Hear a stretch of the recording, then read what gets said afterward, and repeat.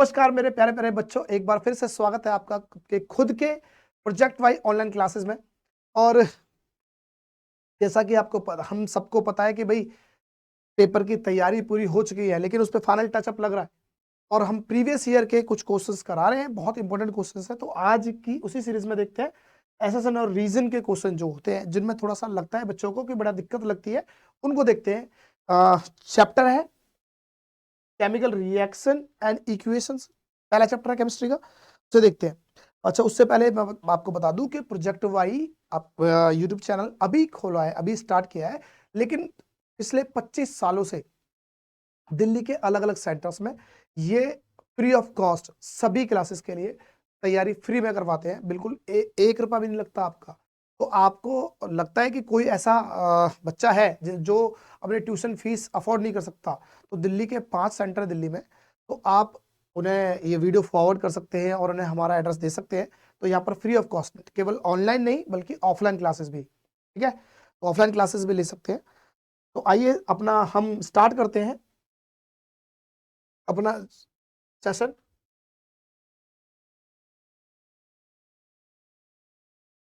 ऐसा नहीं था।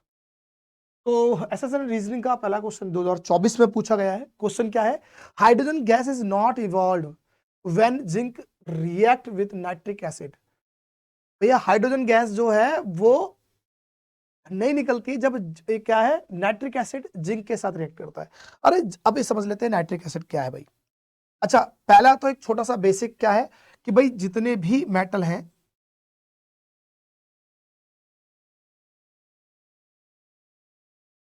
मेटल जो है अगर एसिड के साथ रिएक्ट करते हैं, क्या करते हैं, एसिड के साथ रिएक्ट करते हैं, तो जितने भी मेटल हैं वो सब एसिड के साथ रिएक्ट करेंगे, तो बनाएंगे आपके पास एक तो सॉल्ट बनाएंगे और साथ में हाइड्रोजन गैस निकालेंगे। क्या ये सबके साथ होता है? सर सबके साथ तो नहीं। किसके साथ नहीं होगा भाई? सब मेटल के साथ तो काम चल जाएगा, लेकिन सारे एसिड तो नहीं करते ऐसा। एक एसिड ऐसा है जो इस रूल को ब्रेक करता है, वो कौन सा है? Nitric acid. क्या है? Nitric acid. Sir nitric acid क्या है? HNO3। क्या है? HNO3। ये क्या काम करता है? सर ये जितने भी मेटल होंगे ना, मेटल, इनके साथ रिएक्ट करने पर होगा क्या कि सॉल्ट बनाएगा, कोई दिक्कत नहीं है, लेकिन इस बार H2 नहीं बनेगा, गैस नहीं बनेगी, साथ में क्या बन जाएगा? पानी। H2 का H2O बना देता है। ऐसा क्यों? क्योंकि ये है भाई साहब वेरी स्ट्रॉन्ग ऑक्सीडाइजिंग एजेंट, और अगर ऑक्सीडाइजिंग एजेंट है तो क्या काम करेगा? ये कर देगा ऑक्सीडाइज, किसको? हाइड्रोजन गैस को। और जब हाइड्रोजन गैस को ऑक्सीडाइज कर देगा तो क्या बना देगा? उसको बना देगा पानी। तो यहां पर बन जाएगा पानी। तो फिलहाल अगर ये चीज कॉन्सेप्ट समझ में आता है तो इस हिसाब से तो हमारा ए तो एसेसन तो बिल्कुल ठीक है। क्यों लग रखा है भाई? Hydrogen gas is not evolve when zinc. अब जिंक क्या है? एक मेटल ही तो है। Metal react with nitric acid. बात तो सारी नाइट्रिक एसिड में थी। नाइट्रिक एसिड के साथ कोई भी मेटल, अब जिंक भी तो एक मेटल ही है, तो वो क्या करेगा? नाइट्रिक एसिड क्योंकि एक ऑक्सीडाइजिंग एजेंट होता है और बहुत स्ट्रॉन्ग ऑक्सीडाइजिंग एजेंट होता है, वो क्या करेगा? उस हाइड्रोजन गैस को पानी में कन्वर्ट कर देगा, वाटर में। तो पहला हाल तो ठीक है। अच्छा, एक छोटा सा और कि सर के सारे मेटल के साथ ऐसा काम करता है, तो उसका भाई आंसर होगा नहीं। तो कौन सा ऐसा मेटल है भाई जिनके साथ ये हाइड्रोजन गैस भी रिलीज कर सकता है? क्या कर सकता है? वो कौन कौन से मेटल होंगे? वो होंगे या तो मैग्नीज या फिर मैग्नीशियम, Mg या Mn। ये दो ऐसे मेटल हैं, ये नाइट्रिक एसिड के साथ भी रिएक्ट करते हैं और उसके बाद इसकी अकड़ तोड़ देते हैं, बोलते हैं हम तो भैया क्या बनाएंगे? हाइड्रोजन गैस ही बनाएंगे, नहीं बनाएंगे तेरा पानी। ऐसा क्यों? इसके पीछे कारण क्या है? तो इसके पीछे कारण है कि ये बहुत स्ट्रॉन्ग रिड्यूसिंग एजेंट है। अब रिड्यूसिंग देखो होगा क्या कि जैसे मेटल के साथ नाइट्रिक एसिड डालेंगे तो नाइट्रिक एसिड अपनी घमंड में, अब बेटे आ जाओ मैं दिखता हूं तुम्हें, हाइड्रोजन गैस बनाना है, लो मैं ऑक्सीडाइजिंग एजेंट हूं भाई, मैं तुम्हें ऑक्सीडाइज कर दूंगा, किसको? हाइड्रोजन गैस को, बना दूंगा पानी, बना दिया पानी। लेकिन जैसे ही ये मैग्नीज और मैग्नीशियम आएंगे, उनके साथ क्या होगा? फिर भी अकड़ है भाई साहब नाइट्रिक एसिड की, बोल रहा मैं तो इस हाइड्रोजन गैस को पानी बना दूंगा। लेकिन ये भी कह रहे हैं बेटा उस्ताद, हम भी तेरे उस्ताद हैं, क्या है? तू बना पानी हाइड्रोजन गैस का, हम रिड्यूसिंग एजेंट है बेटा, जो तू पानी बनाएगा ना ऑक्सीजन को देगा इसे, हाइड्रोजन गैस को, हम वो ऑक्सीजन इससे छीन लेंगे और छीनने के बाद क्या होगा? इसका रिडक्शन कर देंगे, रिडक्शन हो गया तो फिर दोबारा से पानी किस में कन्वर्ट हो जाएगा? हाइड्रोजन गैस में। तो इसका मतलब नाइट्रिक एसिड मोस्टली सारे मेटल के साथ क्या बनाता है? वाटर बना देगा हाइड्रोजन गैस को। लेकिन मैग्नीज और मैग्नीशियम ऐसे मेटल है जो उस वाटर बनाए हुए को बनाता, तो यहाँ भी वाटर है, लेकिन क्योंकि ये रिड्यूसिंग एजेंट है तो ये रिड्यूस कर देते हैं, उसे दोबारा से कन्वर्ट कर देते हैं किसमें, हाइड्रोजन गैस में। तो यहाँ पर ये, अब देखो क्वेश्चन ये कर रहे हैं, हमने एक नया क्वेश्चन समझ लिया। इससे ये फायदा है कि भाई एक क्वेश्चन यहाँ पर दे रखा ना, तो उससे रिलेटेड क्वेश्चन आ जाएगा तो वो भी आपसे हो जाएगा। तो इस हिसाब से पहला तो ठीक है। अच्छा, दूसरा क्या दे रखा है, nitric acid oxidize the hydrogen gas produce to water and itself gets reduced. तो ये बात तो बिल्कुल ठीक है, क्योंकि इसी से तो समझा हमने कि नाइट्रिक एसिड क्या करेगा, हाइड्रोजन गैस को कर देगा ऑक्सीडाइज और खुद हो जाएगा रिड्यूस्ड, इसीलिए। तो इसका मतलब रीजन भी सही है। अच्छा, किसी भी असर्शन और रीजन को पढ़ने से पहले आप रीजन की जगह लगा दो बिकॉज, क्या कर दो आप इसे ऐसा कर दो, यहां लिखो इसकी जगह क्या, बिकॉज, उसके बाद देखो सवाल को पढ़ के। अब मैं लिखता हूं यहां पर because,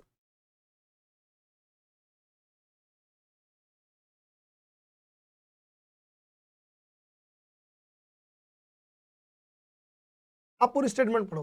hydrogen gas is not evolve when zinc react with nitric acid because nitric acid oxidize the hydrogen gas produced to water and itself gets reduced। तो इसका मतलब पहला और दोनों ठीक है। अगर जब पहला और दोनों ठीक होंगे तो क्या लगाएंगे हम, ऑप्शन क्या मारेंगे भाई, ऑप्शन मार देंगे पहला, बोथ एसेसन एंड रीज, एसेसन क्या लगा, both assertion assertion A and reasoning R true and reason R is the correct explanation of the assertion A. तो इसका मतलब आंसर हो जाएगा ए। क्वेश्चन नंबर 2 दूसरा देखते हैं, in following reaction ZnO plus C, और यहां निकल रहा है Zn प्लस कार्बन मोनोऑक्साइड, और यहां पर लिख रहा है ZnO अंडरगोज क्या है, रिडक्शन। तो समझते हैं यहां पर क्या दे रखा है भाई, यहां दे रखा है ZnO जिंक ऑक्साइड प्लस में कार्बन, और रिएक्शन कर रखा है जिंक प्लस में कार्बन मोनोऑक्साइड। अब बोल रहा है कि ZnO है ना, वो क्या है, रिडक्शन हुआ है उसका। देख लेते हैं भाई, यहां से क्या हुआ, Zn जो था यहां पर हो गया Zn। अब इससे क्या हुआ, यहां जो ऑक्सीजन था वो ऑक्सीजन चला गया, और ऑक्सीजन का जाना क्या होता है, वो हो जाएगा रिडक्शन। क्या हो जाएगा, रिडक्शन। और हमने बोला था रिडक्शन हुआ है या ये ऑक्सीडेशन हुआ है, वो कहां से बताएंगे, वो बताएंगे अपने कहां से, रिएक्टेंट वाले पार्ट से, इस वाले पार्ट से। तो इसका मतलब किसका रिडक्शन हुआ है, ZnO का। तो ये भी तो बोल रहा है ZnO क्या हुआ है, रिडक्शन हुआ है। अच्छा, रिडक्शन हुआ है तो इसका मतलब पहला वाला ठीक है। अब मैं लगाता हूं because, because carbon is a reducing agent that reduces ZnO to Zn। तो भैया कार्बन क्या है, रिड्यूसिंग एजेंट है, क्या है, रिड्यूसिंग एजेंट है, ये भी बिल्कुल ठीक है, कार्बन एक रिड्यूसिंग एजेंट है, तो आंसर ये भी सही। इसका मतलब क्या हो जाएगा, दोनों सही है, और क्या एक्सप्लेनेशन भी सही है, तो ऑप्शन हो जाएगा हमारे पास ए। अगला क्वेश्चन देखते हैं, 2023 में पूछा है, और क्या है, reaction of quick lime with water is N क्या है, एक्सोथर्मिक रिएक्शन। और मैंने कहा था भाई ये जो है ना क्विक लाइम की रिएक्शन, ये बड़ी पूछी जाती है बार बार में, कभी व्हाइट वॉश के लिए, कभी कुछ एक्सोथर्मिक रिएक्शन के लिए बहुत ज्यादा पूछी जाती है, तो आपको पता होना चाहिए। तो क्या है, एक बार देख लेते हैं। कैल्शियम ऑक्साइड, ठीक है, कैल्शियम ऑक्साइड रिएक्ट करा किसके साथ, वाटर के साथ, और वाटर के साथ करने के बाद कैल्शियम हाइड्रोक्साइड बना दिया, क्या बना दिया, कैल्शियम हाइड्रोक्साइड, और साथ में निकाली बहुत सारी हीट, बहुत सारी विग्रसली रिएक्शन होता है। अब ध्यान देना, एक बात तो ये है कि ये दो प्रोडक्ट है, क्या है, दो रिएक्टेंट, सॉरी ये रिएक्टेंट है, दो रिएक्टेंट, और बना क्या रहे हैं, प्रोडक्ट। अच्छा, हीट को कंसीडर नहीं करते भाई प्रोडक्ट के रूप में ना, तो इसका मतलब दो रिएक्टेंट मिलकर एक प्रोडक्ट बना रहे हैं। अगर मैं इसके बारे में और समझू तो क्या है, कॉम्बिनेशन रिएक्शन, और जिसमें हीट निकलती है, हीट निकल रही है भाई, एग्जिट से याद करो, एग्जिट से कोई अगर रूम से बाहर निकलता है तो क्या करते हैं, एग्जिट होता है, तो एग्जिट से EX लो, और EX से क्या बनाओगे, एक्सोथर्मिक, क्या बनाओगे, एक्सोथर्मिक। ये एक्सोथर्मिक रिएक्शन भी है, बिल्कुल। तो यहां पर अब थोड़ा सा पढ़ लेते हैं, क्योंकि रिएक्शन बड़ी काम की है, बहुत ज्यादा पूछी जाती है, इसलिए मैंने इसको लिख भी दिया है, उसके बारे में तो एक दो चीजें भी बता दी है। अब देखते हैं भाई क्विक लाइम। अच्छा, इसे बोलते हैं क्विक लाइम, क्विक लाइम, और इसे बोलते हैं स्लिक्ड लाइम,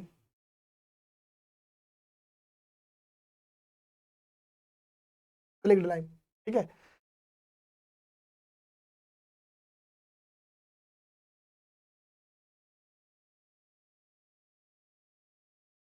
स्लिक्ड लाइम, क्विक लाइम और स्लिक्ड लाइम। अच्छा, अब यहां पर देखते हैं quick lime react vigorously with water releasing a large amount of heat. सही तो बोल रहा है, क्विक लाइम क्या कर रहा है, वाटर के साथ एक बहुत ज्यादा रिएक्शन कर रहा है विग्रोसली, और बहुत अमाउंट में क्या निकाल रहा है, हीट निकाल रहा है। इसका मतलब ये भी ठीक है और ये भी ठीक है। रीजन देख लो भाई कि भाई reaction of quick lime with water is an exothermic reaction because quick lime react vigorously with water releasing a large amount of heat. दोनों ही ठीक है, और दोनों ठीक होने का मतलब कारण क्या है, आंसर इज ए, दोनों ठीक है भाई, और उसका एक्सप्लेनेशन भी ठीक कर रखा है। Burning of natural gas is an endotherm क्या लिख रखा है, एंडोथर्मिक प्रोसेस। अरे नेचुरल गैस है, नेचुरल गैस का मतलब क्या है, CH3 मीथेन। अगर हम इसे जलाएंगे ऑक्सीजन के प्रेजेंस में तो दो चीज देखो क्या निकलता है, एक तो CO2 निकलेगा, साथ में निकलेगा वाटर वेपर, और साथ में निकलेगा क्या, आपका बहुत ज्यादा हीट। अगर हीट देगा भाई तो हीट निकल रही है, और निकलने वाले को क्या बोलते हैं, एग्जिट होती है, और एग्जिट का मतलब एक्सोथर्मिक, और जब एक्सोथर्मिक होगी तो इसका मतलब क्या होगा, एक्सोथर्मिक रिएक्शन हुई ना, ये एंडोथर्मिक थोड़ी हो जाएगी। यहां लिख रखा है एंडोथर्मिक, तो ये मामला तो हो गया गलत। तो अगर ये गलत है तो इसका मतलब क्या है, ये वाला पहला वाला और दूसरा वाला तो आंसर नहीं हो सकता, और जब गलत है तो ए भी ठीक नहीं हो सकता, आंसर हो जाएगा डी। मैं दूसरा चेक ही नहीं कर रहा भाई, क्योंकि देखो अगर जब पहला गलत हो गया है, मतलब पहला गलत हो गया, मैं दूसरा चेक ही क्यों करूं, क्योंकि ऑप्शन में क्या है, ए और आर ट्रू, दोनों ट्रू होंगे, दोनों ट्रू नहीं है, एक गलत ही होगा, तो ये वाला गलत। दूसरा both A and R are true. अब जब दोनों गलत, मैंने पहला ही ठीक नहीं है तो दूसरा गलत, दोनों ठीक कैसे हो जाएंगे, तो ये भी गलत काट दिया मैंने। ए इज ट्रू लिखा है, अब ए इज ट्रू नहीं है भाई, वो तो हमने चेक कर लिया तो गलत, इसलिए बिना चेक करे हुए आंसर है डी। अगर करना चाहो तो कर सकते हो। Methane gas is combined with oxygen to produce carbon dioxide and water, carbon dioxide और वाटर में निकाल रहा है, बिल्कुल ठीक है, दूसरा वाला ठीक था। तो हम ऑप्शन क्या है कि A is false and but R is true, R सही है। अच्छा question, silver salt are used in black and white photography. बिल्कुल सही है, silver salts black and white photography में यूज होते हैं, बिल्कुल ठीक है भाई। और सिल्वर सॉल्ट्स का अगर हम बोले, जैसे कि सिल्वर क्लोराइड और सिल्वर ब्रोमाइड, अगर हम इन दोनों के बारे में बात करें तो ये दोनों डिकम्पोजिशन रिएक्शन है। कौन सी डिकम्पोजिशन रिएक्शन है, फोटोलाइटिक डिकम्पोजिशन रिएक्शन है, जहां सनलाइट से ब्रेक हो जाते हैं ना, सनलाइट से ब्रेक हो जाते हैं, सनलाइट पड़ेगी तो क्या हो जाएंगे, ब्रेक हो जाएंगे, और हो जाएगा सिल्वर साथ में क्लोरीन में, यहाँ पर सिल्वर और साथ में ब्रोमीन, तो इसमें टूट जाता है। ठीक है, निकलेगा silver salts do not decompose in the presence of light. अरे भाई लाइट से तो टूटते हैं, पर लाइट में रख दो, धूप में रख दो, उसी से टूट जाएगा। और यहाँ पर पहला वाला तो ठीक हो गया, लेकिन ये वो तो मना कर रहा है भाई साहब, डिकम्पोज नहीं होगा लाइट में, और यहाँ पर तो सही है, इसका मतलब ये तो गलत हो जाएगा, पहला सही है, पहला सही है लेकिन आर गलत है, तो लिख दो पहला ए सही है, आर गलत है, तो आंसर हो जाएगा सी। यहाँ पर देखते हैं भाई क्या है, following the balance chemical equation for the action of steam of iron. अच्छा, आयरन को जब स्टीम में अगर हम करें, रिएक्ट कराएं, तो वहां से बनता है आयरन 2,3 ऑक्साइड, जानता है, ये रहा पर, ये इसकी बैलेंस इक्वेशन है, क्या है, आयरन को साथ अगर या स्टीम है, गैस दे रखा है ना, तो स्टीम के साथ रिएक्ट करा रहा तो आयरन 2,3 ऑक्साइड बोलेंगे इसे, और साथ में निकलेगी हाइड्रोजन गैस, बिल्कुल ठीक है। और साथ में लिखा the law of conservation of mass holds good for the chemical equation. इसका मतलब ये हुआ कि mass neither be created nor be destroyed, इसका मतलब ये होल्ड्स, मास होल्ड्स का मतलब यहां तक का क्या है, the law of conservation of mass holds good mass holds का मतलब है mass neither be created nor be destroyed, law of conservation of mass के अकॉर्डिंग। अगर इसका मतलब यहां पर ये जो इक्वेशन दे रखी है वो बैलेंस्ड है और यहां पर इस लॉ के अकॉर्डिंग है, तो यहां पर भी ऑप्शन क्या हो जाएगा, ए ऑप्शन।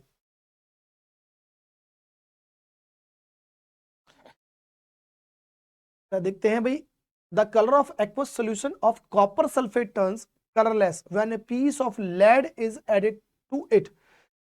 अगर कॉपर सल्फेट का सोल्यूशन ले ले तो ले लेते हैं भाई, कॉपर सोल्यूशन, ये रहा कॉपर सल्फेट का एक सोल्यूशन ले लिया, इसकी वैलेंसी दो, इसकी वैलेंसी दो, दोनों कैंसिल आउट, सोल्यूशन है तो एक्वस होगा, ठीक है। साथ में मैंने लेड ले लिया, लेड है सॉलिड, और रिएक्शन कराया, रिएक्शन कराने से क्या होगा, जो कॉपर है वो क्या करेगा, रिएक्ट कर जाएगा, क्योंकि कॉपर क्या है, इससे ये लेड जो है ज्यादा रिएक्टिव है कॉपर से, और जब लेड ज्यादा रिएक्टिव है तो ये बन जाएगा लेड सल्फेट, और साथ में बन जाएगा क्या, ये भी एक्वस है, और साथ में रह जाएगा कौन सा, आपका रह जाएगा कॉपर, जो कि सॉलिड है, ठीक है, ये सॉलिड है। तो ये इक्वेशन बनेगी आपकी। और ये क्यों हो पा रहा है, ये कलर देखो, ये था ग्रीन कलर का, किसका कलर का था, ग्रीन कलर का, और यहां पर ये बन गया लेड सल्फेट, जो बन गया वो कलरलेस, इसका कलरलेस। जब ये ग्रीन कलर कलरलेस हुआ है ना, उसका मतलब ये ही कंफर्म करा देता है कि भाई कलरलेस होना ही, तो क्योंकि कलरलेस हुआ है तभी डिस्प्लेसमेंट रिएक्ट हुई है, और डिस्प्लेसमेंट रिएक्शन तब होगा जब जिस मेटल के साथ रिएक्ट करा रहे हैं वो मेटल ज्यादा हाई रिएक्टिव हो किससे, दूसरे वाले से, तभी डिस्प्लेसमेंट रिएक्शन होगा। आगे बढ़ लेते हैं क्या भाई, lead is more reactive than copper and hence displaces copper from its salt solution।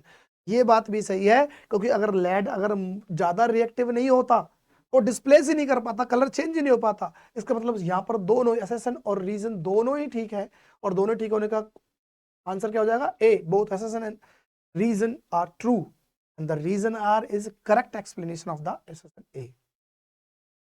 तो ये कुछ सवाल थे जो प्रीवियस ईयर के थे एसएस एंड रीजनिंग के। उम्मीद करता हूं इनसे आपको कुछ समझ में आया होगा और अपनी प्रैक्टिस अच्छे रहे हो। तो तब तक, जब तक कोई नेक्स्ट वीडियो आती है तब तक आप सेफ रहें, क्योंकि ठंड में बीमार ना पड़ जाएं, और पढ़ते रहें क्योंकि पेपर भी नजदीक है। आते हैं, मिलते हैं आपसे नेक्स्ट वीडियो में। Thank you.